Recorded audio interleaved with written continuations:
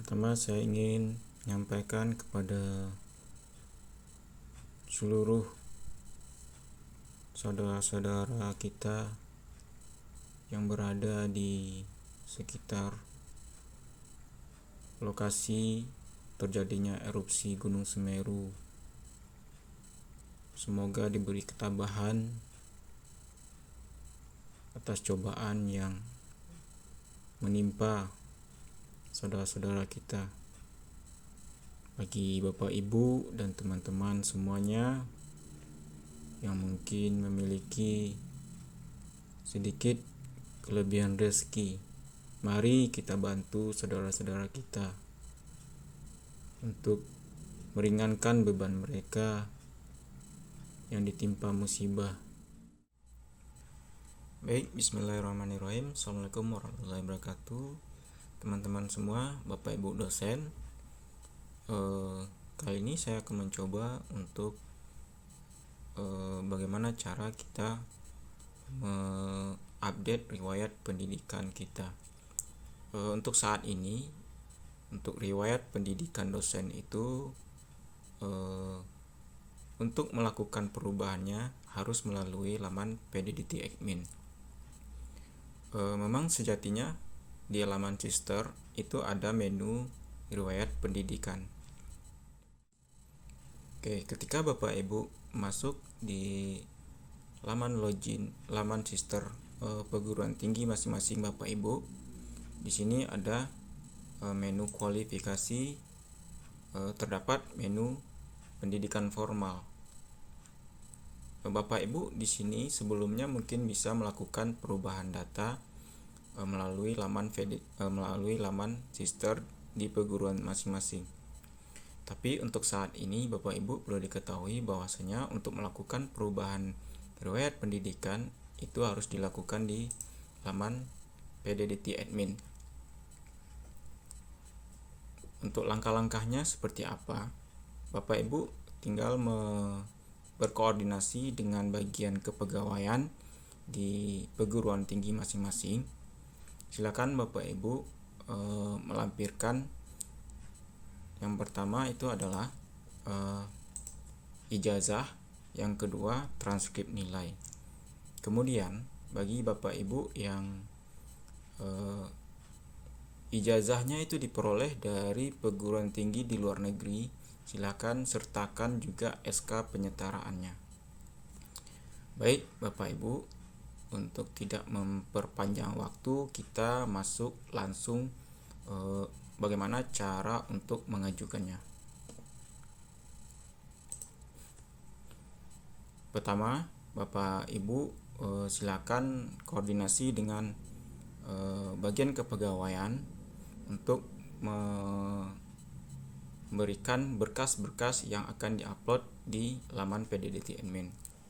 Kemudian bagian kepegawaian akan melakukan pengajuan perubahan data riwayat pendidikan. Baik, untuk teman-teman kepegawaian atau admin PT, silakan masuk di laman PDDT Admin dengan menggunakan akun perguruan tinggi masing-masing. Kemudian teman-teman bisa masuk ke menu pendidik, kemudian di sini pilih perubahan data dosen. Baik, di perubahan data dosen ini silakan pilih riwayat pendidikan. Kemudian teman-teman bisa klik tombol buat usulan baru. Nah, di sini teman-teman silakan masukkan NIDN atau nama dosen tersebut. Di sini saya akan mendemokan salah satu dosen yang akan melakukan perubahan riwayat pendidikan.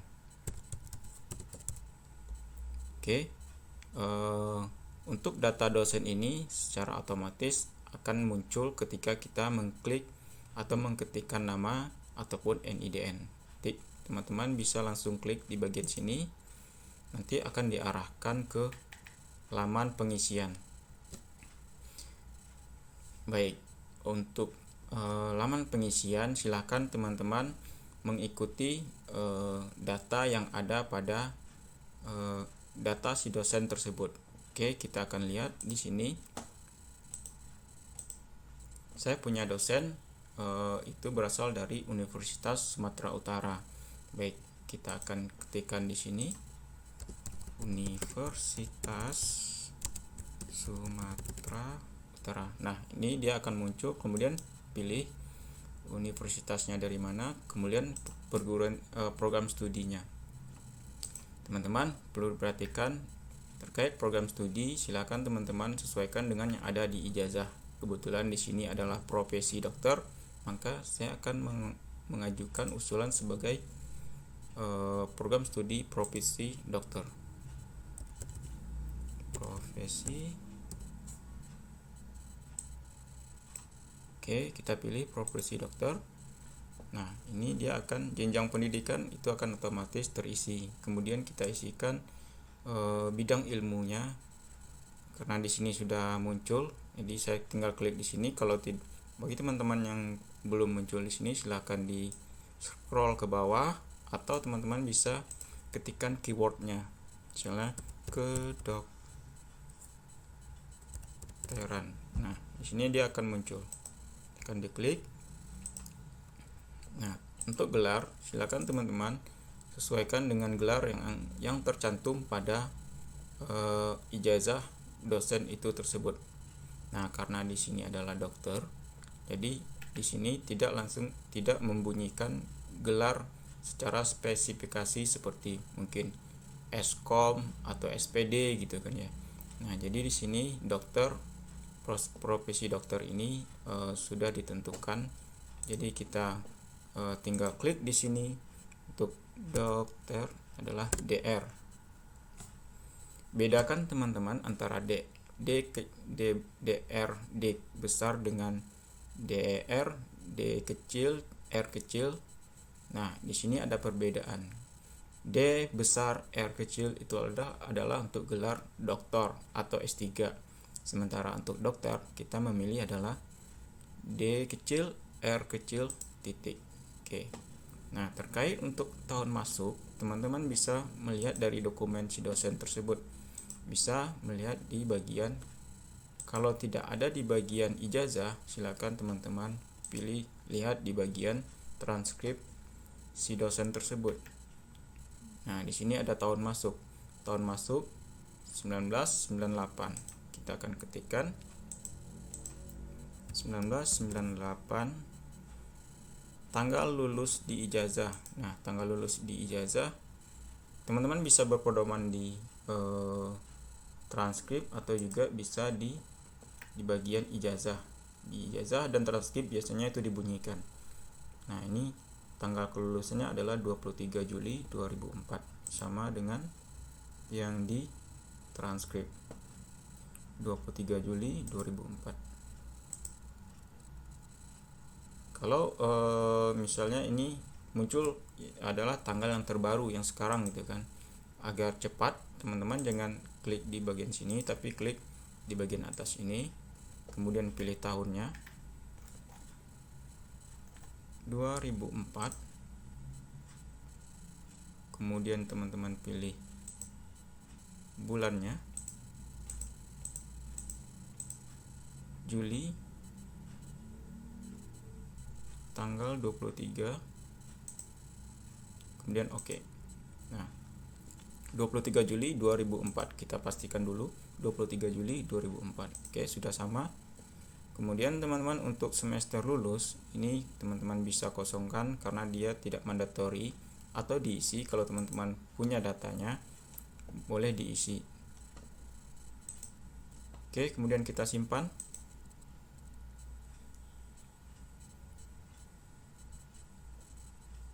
Usulan perubahan riwayat pendidikan dosen gagal. Oke, sepertinya untuk semester kelulusan ini juga wajib. Kita akan pilih untuk kelulusan Juli, biasanya itu di ganjil ya. Oke, kita pilih ganjil, kemudian kita masuk.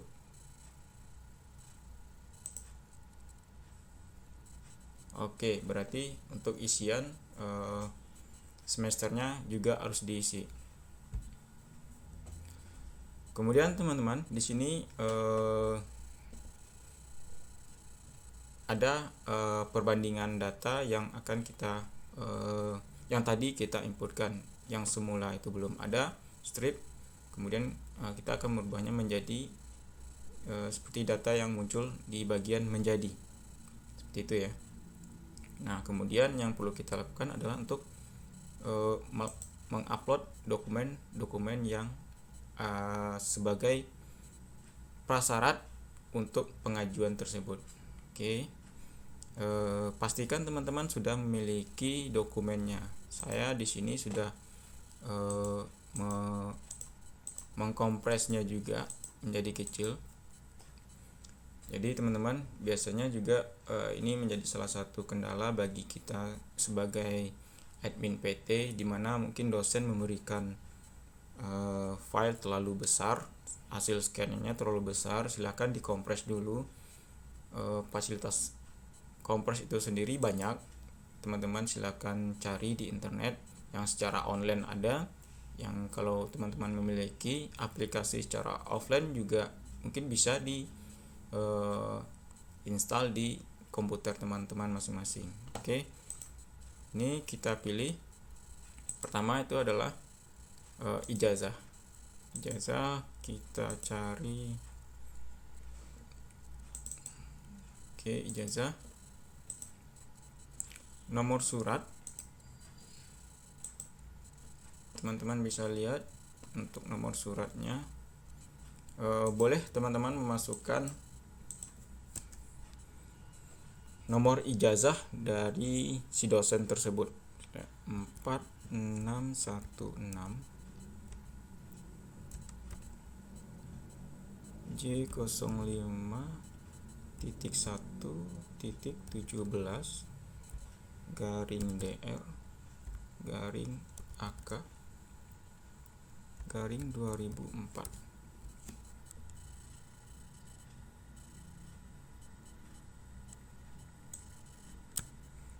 Oke, kita kopikan di sini.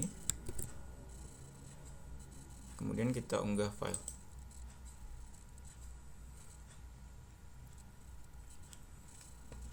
Oke, file berhasil diunggah.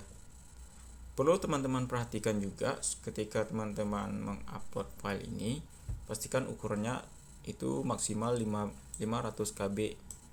Nah, ketika file ini sudah terupload, teman-teman harus pastikan dulu dokumen itu benar gitu.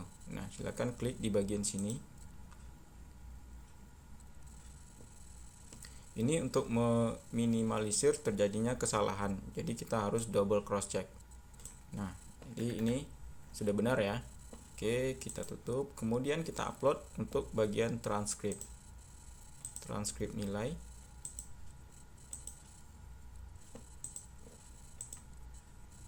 Untuk nomor transkrip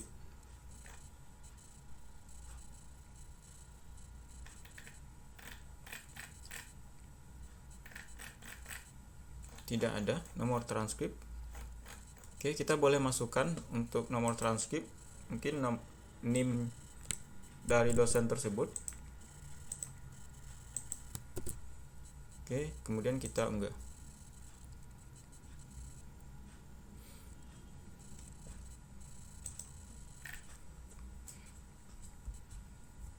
Baik, untuk kedua dokumennya sudah kita upload. Nah, teman-teman, saya ingatkan lagi, ketika si dosen itu lulusan dari luar negeri, maka teman-teman juga wajib untuk mengupload SK penyetaraan dari ijazah tersebut. Oke, karena ini dari dalam negeri, kita tidak perlu mengajukan SK penyetaraan. Oke, ini sudah semuanya sudah terupload. Kita pastikan dulu ini benar transkrip nilainya.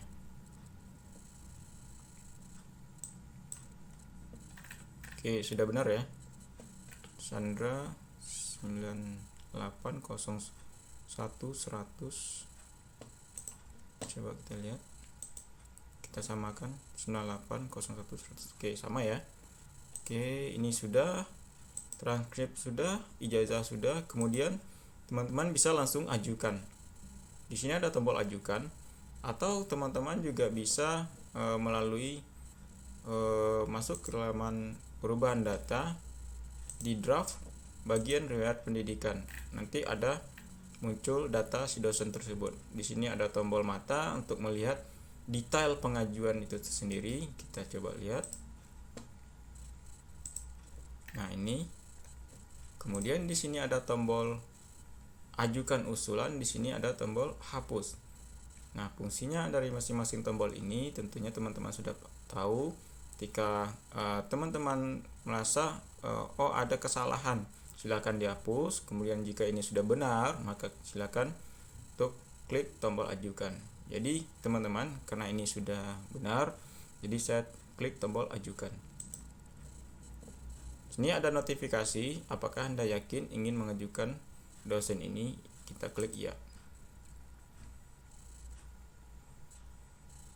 Oke, di bagian draft sudah kosong. Kita lihat di bagian usulan riwayat pendidikan. Nah, di sini sudah masuk teman-teman ajuan untuk perubahan data riwayat pendidikan dosen tersebut. Nah, langkah selanjutnya adalah bagi teman-teman yang mungkin berada di lingkungan wilayah LLDikti 3, silakan teman-teman masuk ke Silat.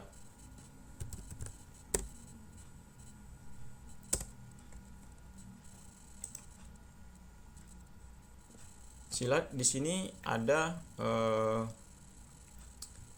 namanya e-office. Teman-teman masuk ke e-office. Kemudian teman-teman ajukan surat untuk validasi perubahan data.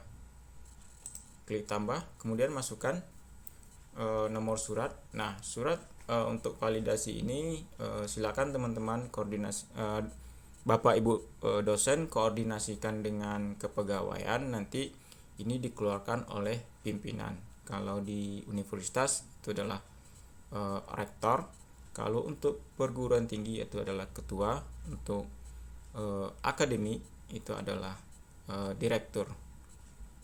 Baik, setelah ini kita upload dan kita ajukan. Nah, nanti tinggal menunggu proses validasi dari LLDikti setempat. Baik, itu aja Bapak Ibu dan teman-teman semuanya, panduan singkat cara untuk pengajuan perubahan data riwayat pendidikan dosen. Semoga bermanfaat bagi Bapak Ibu dosen dan juga bagi teman-teman admin perguruan tinggi. Tidak banyak mungkin yang saya berikan, tapi semoga ini bermanfaat. Terima kasih sudah menonton video saya. Jangan lupa subscribe jika teman-teman merasa ini berguna untuk orang lain. Silahkan share dan like video saya. Baik, saya tutup. Assalamualaikum warahmatullahi wabarakatuh.